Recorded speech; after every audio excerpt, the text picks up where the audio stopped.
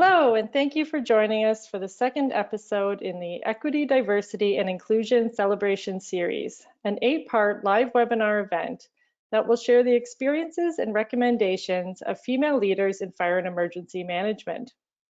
The EDI Celebration Series is a program of the Canadian Association of Fire Chiefs in collaboration with Firefighting in Canada through a generous grant from the Motorola Solutions Foundation.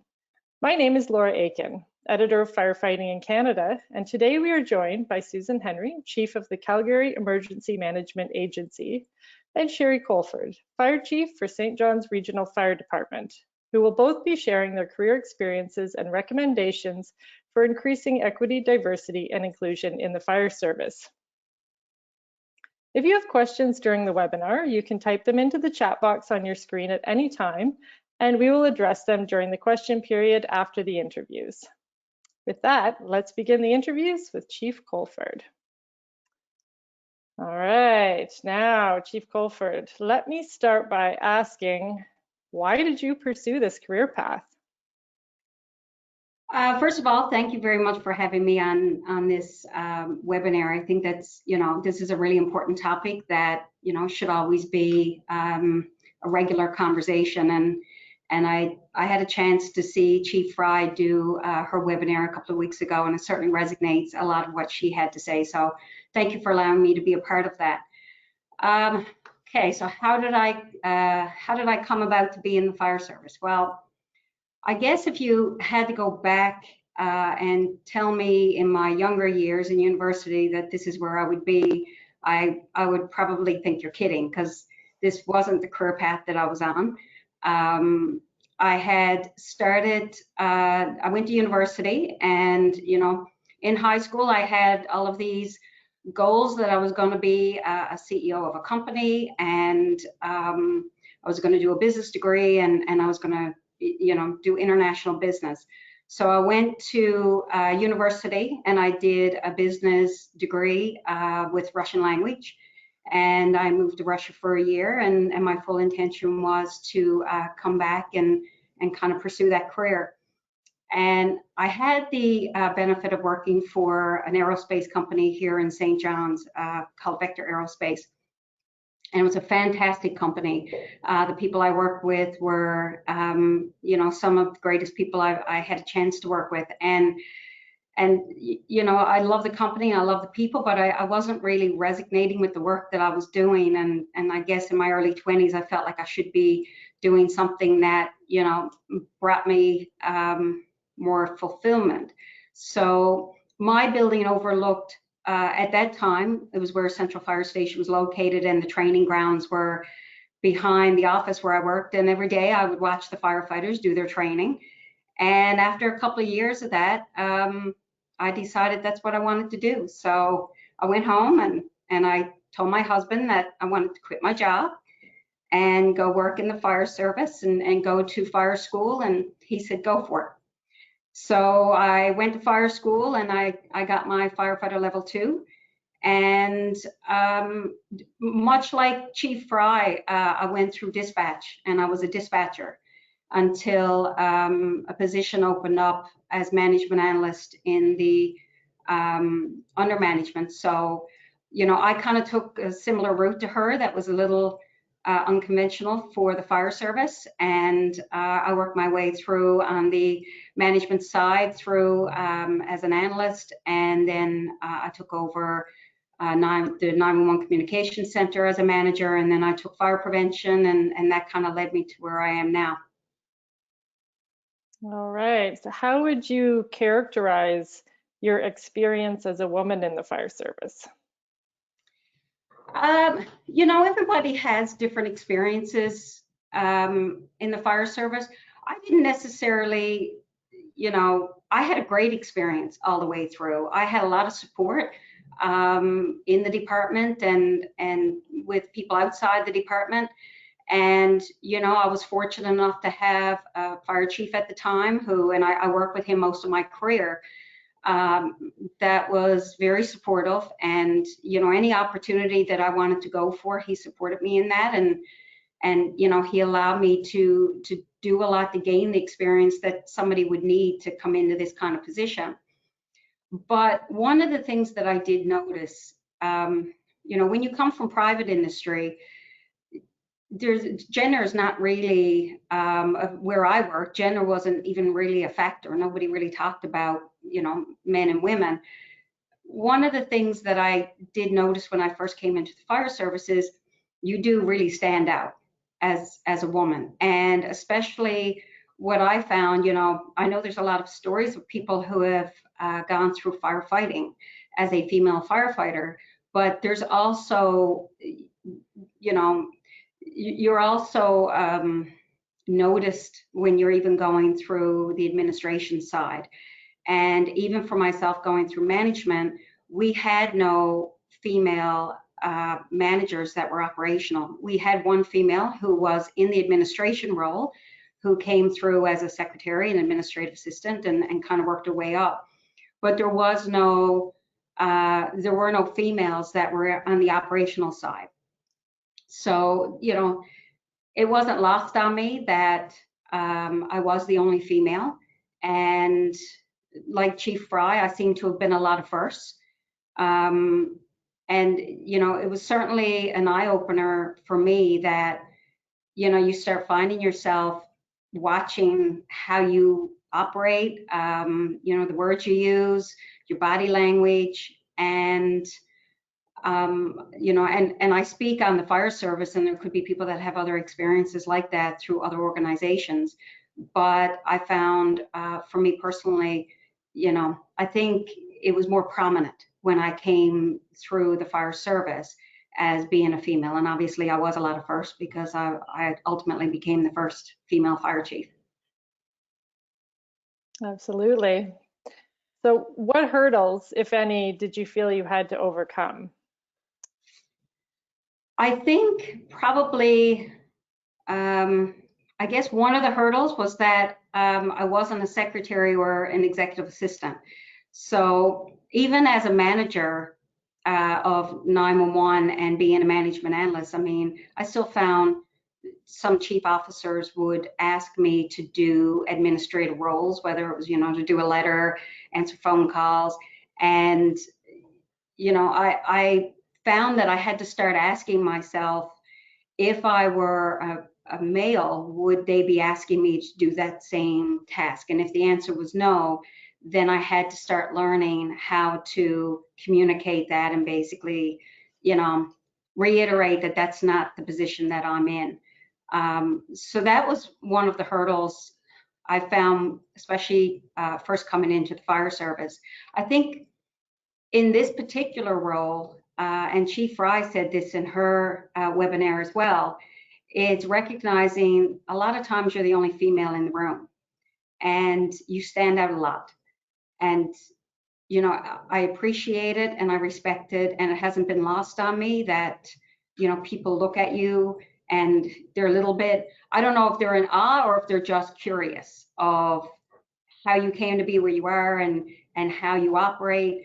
But, like she had said, it would be nice to blend in sometimes and not stand out as much. And even, on my way home, if I stop at a grocery store and I'm in a marked vehicle, quite often people will tap on my door or my window and congratulate me, or have something good to say about the department. And you often wonder, if I were a man, would they come up to the vehicle the same way? But it's not lost on me that I am the first female in this role. So it's learning how to work with that and to be okay with that, and to look at the bigger picture and what is it that we try to accomplish in these roles, and how do we want to leave this position when our time is up. And it's also appreciating that you are being watched, but you're probably being watched by young girls and women trying to find their way and decide what they want to do, or people of any culture that are looking at roles that are not typically that are not, I guess, typical for that background. It's understanding that anybody can do a job. It's just getting the skills and the education to do it. So I think probably one other hurdle for me was the HR side. It's challenging in this role to be able to manage the environment we're in now. It's no one management style. To do this job, you have to understand how people individually need to be managed, and then figure out how you can motivate those people in different ways to be able to do what it is that they love to do. And, honing in on that skill takes some time, because you have to learn so many different management styles that, I know when I came into this role, it was a little bit of, I guess, hit and miss, and you make your mistakes and you learn from them. But you reach out to the people that have expertise in that area.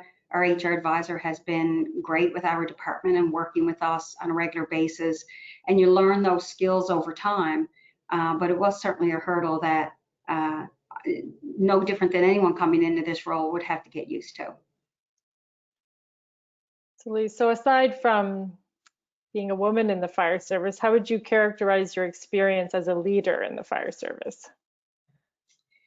As a leader, I would have to say, again, it's going back to the HR side.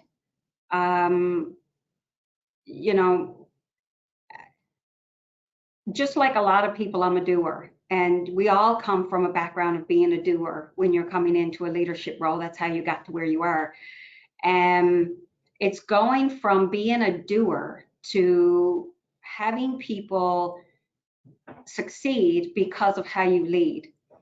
And one of the things that I learned when I first came into this role, within the first year, I have 7 chief officers, and I had all 7 chief officers retire within the first year, retire or leave for other reasons within the first year. And so not only did I have to learn my own role as a leader, I had to lead new people that, were looking to me for advice and to sort of mold them in being in a leadership role. And so the first year was very challenging, because it was trying to figure out how I learn those skills in this role and how I can help them succeed in their roles. But one of the things that I did learn as I started to rebuild the team was how important it is to have the right people around you, and to look for the different skills that you need to make your department successful. And there's a quote that I have on my email, and it says, great leaders are not the best at everything. They find people that are great at different things and put them all on the same team. And that resonated with me, because I was literally building my whole team. And so, I had to take the time to sit back and decide, what do I want my team to look like? Because it's going to dictate what our department looks like. And, in today's world, there's so much support that people need, whether it's mental health and PTSD and even, inclusion and diversity. And there's so many complexities in our department. It's building the team that not only recognize that, but know how to support it and know how to lead it. So I certainly had to learn how to delegate and not be a doer myself, because they can't be their own leaders and be successful in their own right if I'm the one trying to do all the work. So I certainly had to delegate as a leader, and I also had to recognize that I have to do as I say. So if I'm expecting respect and professionalism and acceptance in our department, then it has to start with me. So it's understanding it, it's educating myself on it, and it's making sure that the message I send out is always consistent. and it's always of value so that people know what to expect of me, and my team know what to expect of me. And it's Absolutely. all Well, absolutely, I bet. So you share with us, please, what are your top 3 recommendations to fire departments seeking to create a more diverse, equitable, and inclusive workforce? Well, my biggest recommendation would be it starts from the top down.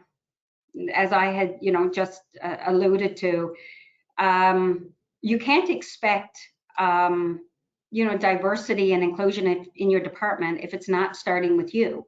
So I think my biggest recommendation would be educate yourself. We're a small island. We can certainly say that we're a little bit isolated. I don't know if we would necessarily be isolated, but yet we don't have, numerous fire departments around us, all career fire departments, where we're all experiencing the same things. We are a small island, but we have the same challenges and we have the same complexities as what other departments have. So obviously my first recommendation to any leader that comes into these type roles is to educate yourself on, educate yourself on diversity and inclusion, and how do you promote that within your department. Our city of St. John's has a great respectful workplace educational program that, we try to make sure that it's not being delivered once a year and then we all walk away and it's not being practiced. It's driving home that message on a daily basis that, within the workforce, your technical skills, you'll work around that. All of the operational issues that we have, we'll work through all of that. But it has to start from the foundation of being open and transparent and understanding all of the different people that work for you and with you, and making sure that everybody feels included in how the department operates and how the city operates. So it's a message that I recommend any leader, keep it on the forefront to drive that message all the time and be very consistent. You can't say, let's be respectful, and then, find yourself speaking down to an employee or demoralizing people. It's, if you're going to stand by it, then people are going to see that you stand by it. And I think then that will drive their, their own expectations of, or what's expected of them. Probably my other recommendation would be, gain the experience in human resources. Wow, that was the biggest lesson for me when I took this role was, I remember being in a session and they said, do you think everyone should be managed the same? And I was kind of thinking, should everyone be treated the same? And I said, yes, absolutely. And they said, no, you have to manage everyone differently. And that was an eye-opener for me, because I'm thinking, where do you get the ability or skill to figure out what someone needs and how you manage that? We have 230 people in our department. How do I do that? But it is possible. And, if you put the work into it and you learn the skill of figuring out what it is that drives somebody, once you start really putting the work into that, then it becomes a lot easier to recognize what will motivate someone, and then be able to do things to get that motivation. And it's, so I would recommend anyone that's, trying to seek inclusive, being inclusive and diverse, learn that HR skill, because, you want to make sure everyone has a different background, and everyone has, whether you're male, female, it's a cultural background. It's, there's so many diverse people out there, and more people want to feel like when you're doing something, they always say the first thing someone will ask when you make a change is, what does that mean to me? As a person, what does that mean to me? Before they ever ask, what does it mean for the department or the city or, the public, the very first question is, what does that mean to me? Or for me. And if you haven't figured out how to communicate something or develop something that creates that feeling of being included and that diversity, then you kind of will miss the you'll miss you'll miss the opportunity to be able to create that foundation where more people will want to come and work with your department. All right. And then one last question. What are your top 3 recommendations for those seeking leadership positions in fire? My biggest one would be learn the position. What I learned when I came into this job was, one of the comments that were made. So of course, my background, I was never a firefighter. I did my firefighter level 2. I did my work term, but I never did the role of a firefighter. And I remember comments being made when I first took this position of, well, how can she do the job? She's never been a firefighter. She doesn't know how to fight a fire. Well, it's understanding that I don't need to know how to fight a fire. There's people in that job. So, if I'm sitting on an engine on my way to a fire, I better know how to do my job. But that's not the role that this position is for, whether, I fire chief, director, however, these positions are called. It's understanding the position, because a lot of people who come through the fire department assume that you continue to be in suppression and operations, and it's a real eye opener. And obviously, once you take the job, it's yours to have. So it's understanding that this type of role, it's more of a business role.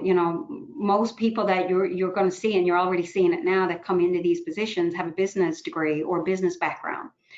You're running multi-million-dollar operations, so you need to know how to budget, and your legal and your HR. And so, one of the recommendations would be to learn the position and make sure that that's the position that you want to have. A lot of people come into this department because they want to be a firefighter, and this position is far removed from actually doing that particular work. Another recommendation I would make is expect people to do as you do, not as you say. And again, it's going back to the respectful workplace. And people are going to mimic their actions based on your actions. So, anyone coming into this role, I would say always be aware of words you use, how you approach people. You are being watched, male or female, or diverse backgrounds. You are being watched in this type of role because your department is going to be determined based on how you mold it and how you react or act with people.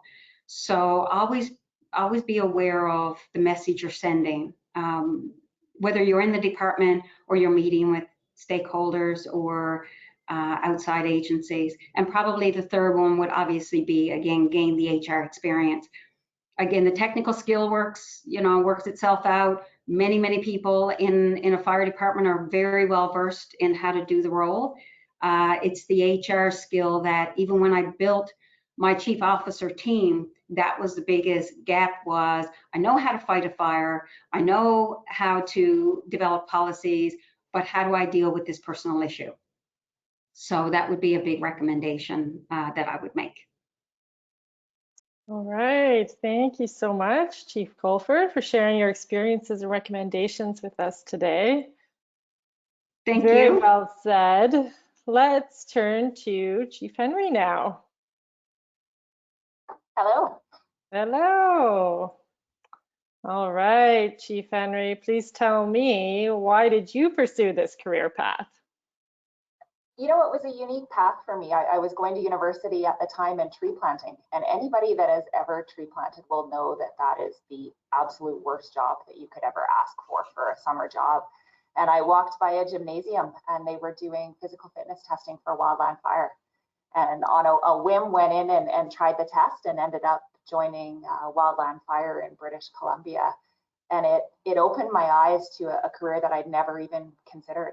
As a little girl, I hadn't looked at the fire service as a possibility. It never crossed my mind. And joining Wildland Fire put me right at the front of a big wildland urban interface fire in way back in the late 90s. And I got to see that everybody that was in wildfire was headed for this structural firefighting field, and it got me interested, and I was lucky enough to join Calgary Fire. And I think of my time, I spent 10 years on the floor working for Calgary Fire, and then some time in the office.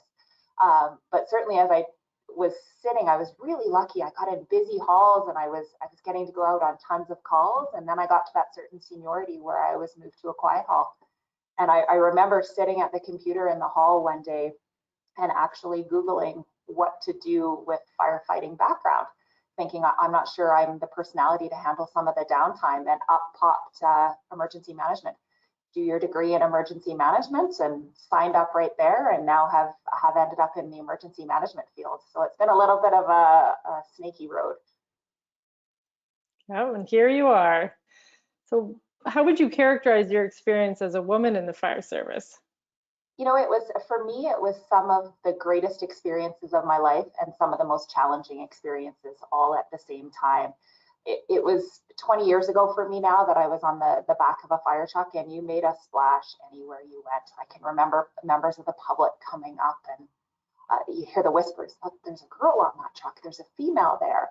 And so for me, it really taught me resilience. And I had to lean on some of the incredible people that I met there to try to get through into the heart of what was really a challenge and what was really a perceived challenge.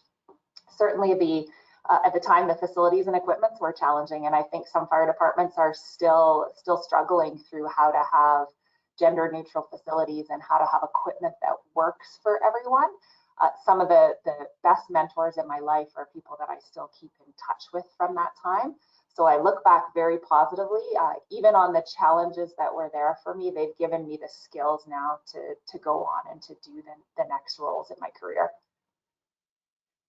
So how did you overcome some of these hurdles? You know, it's interesting. Some of them I didn't recognize till I actually left the fire service. And if I think about my time and the pressure that I put on myself to not make a mistake, and when you were learning equipment, to be that person that practiced it till I knew it in my sleep, and that the added pressure of if I made a mistake, it wasn't a firefighter that made a mistake. It was a female firefighter that made a mistake. And it took me a number of years after leaving the fire service and moving to emergency management. I'm not sure what was real and what was perceived in that. And a lot of that was just pressure that I put on myself to do some of those things. And I would say the network of folks that were around me to support were incredible for being able to overcome all of those hurdles and the work that you get to do. It's fun work. The fire department is a fun place to be, and it's energetic, and you're out in the community, and being able to ground in those things really helped anything that was on the challenging side. Good. Now, how would you now characterize your experience as a leader in the fire service? Yeah, and I've now switched to emergency management. So for us in Calgary, emergency management is a separate stream, and I know some places they are together. And one of the things as a leader, I had to really relearn vulnerability. As a young female firefighter, that was something that was trained very quickly out of me.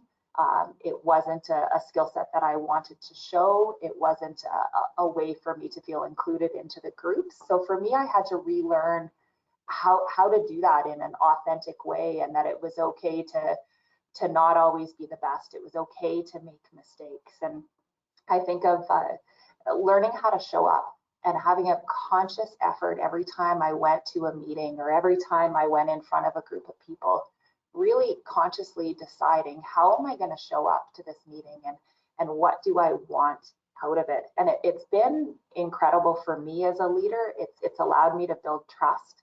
It's allowed me to build relationships. And in emergency management, if you don't have relationships with folks, you actually don't have an emergency management agency. So much of what we do functions on informal authority and the quid pro quo of I can help you do this and I can connect you here. And if you don't learn how to build those, you don't get to do the work that we do.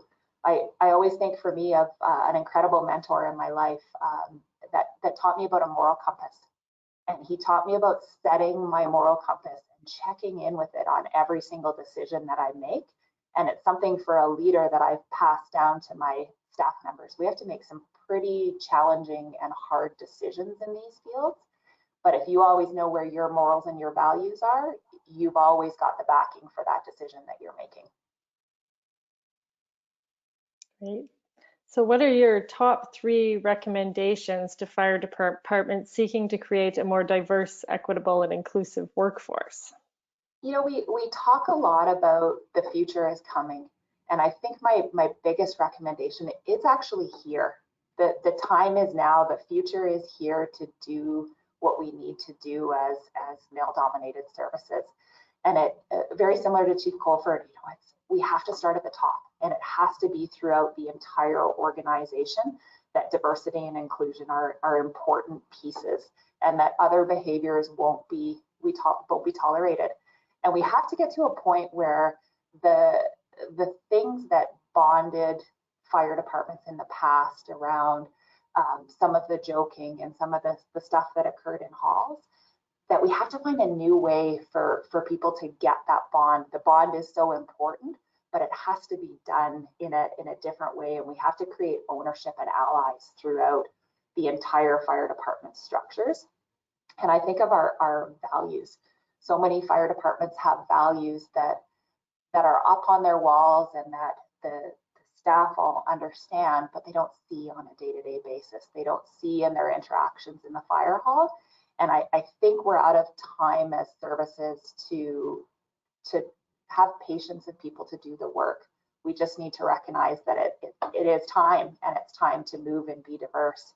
The second one would be to build a team that really reflects your community.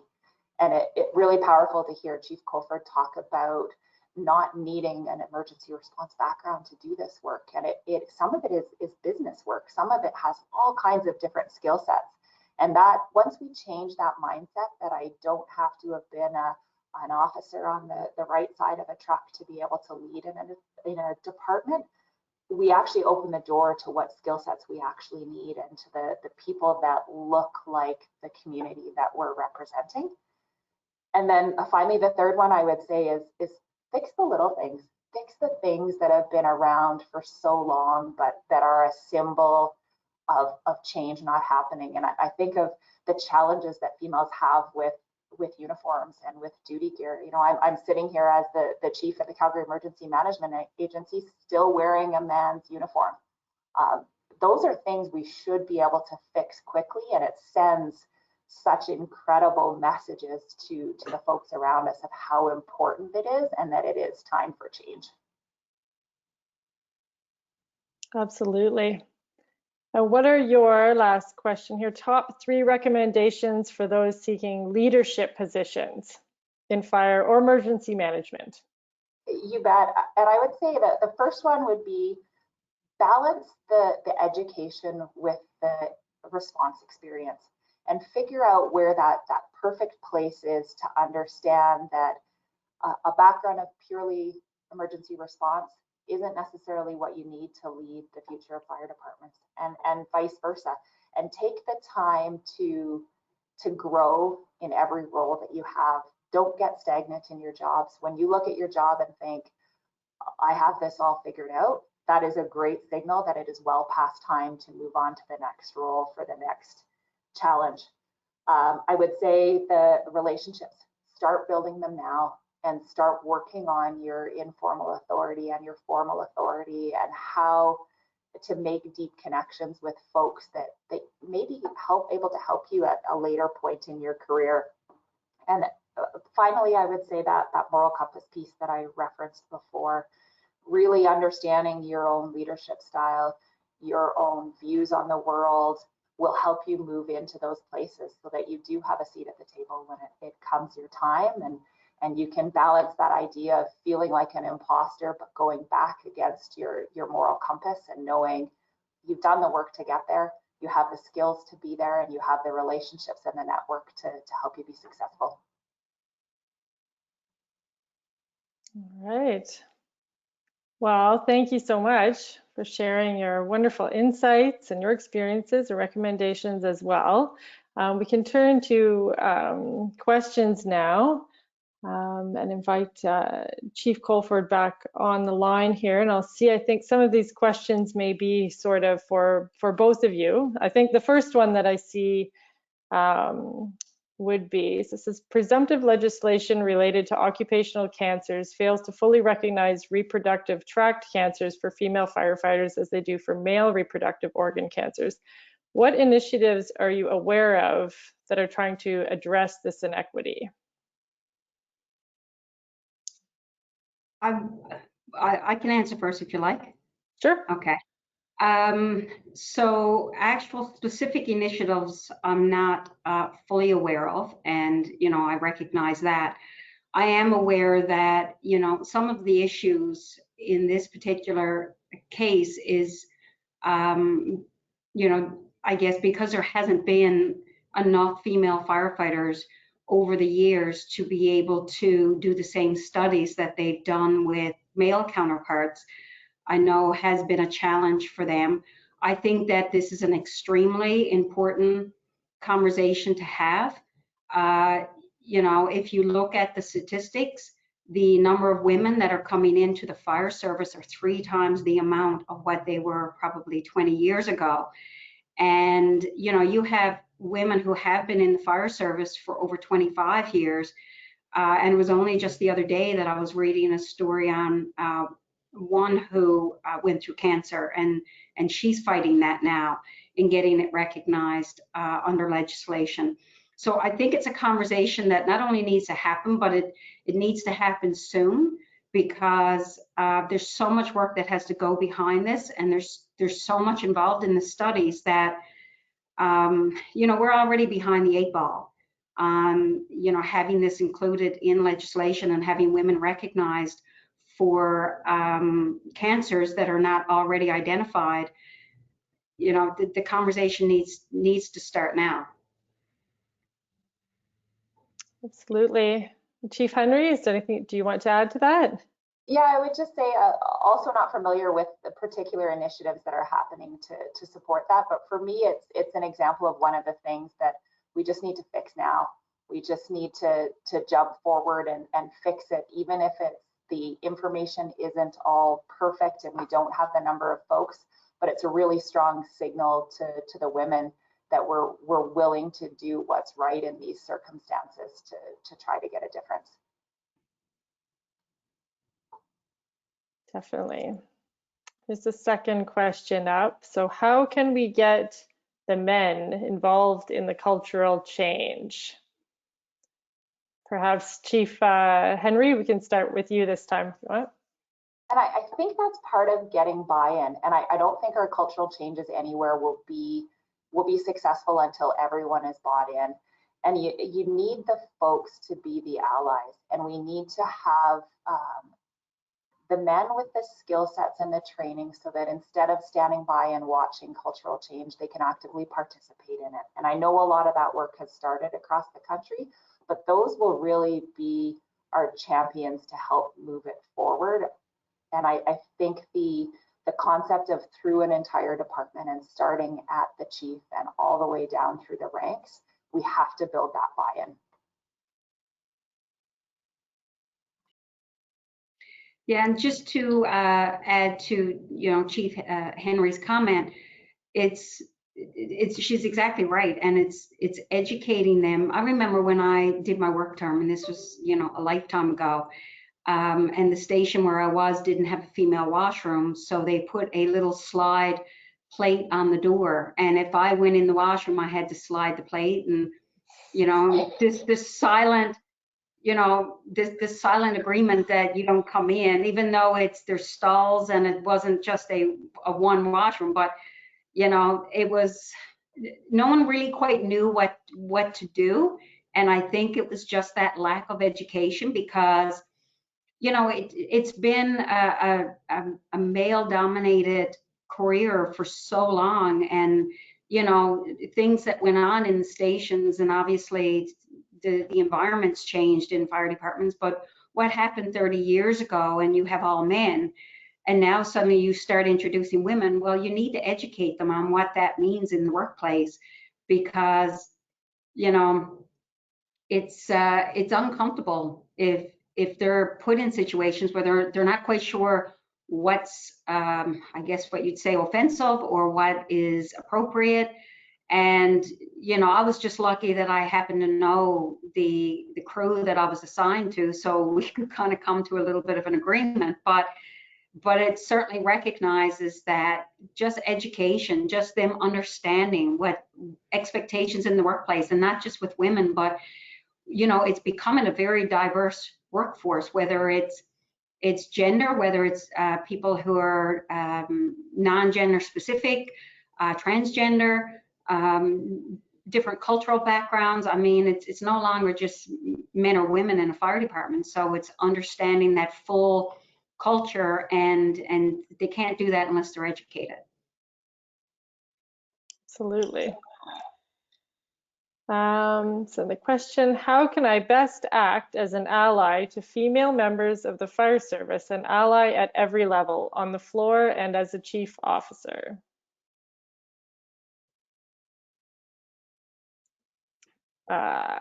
Chief Henry, go ahead.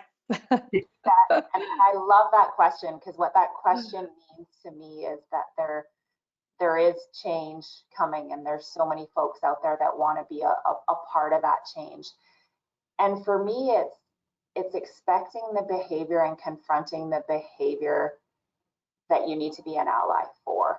And it doesn't need to be a big, you know, physical interaction or a big argument, but even for me, the confrontation or the questioning of the behavior with the individual, and then the part about following up with whoever was the target of that, to make them know that they have support, and make them understand that, not make them, but help them understand that that support is there.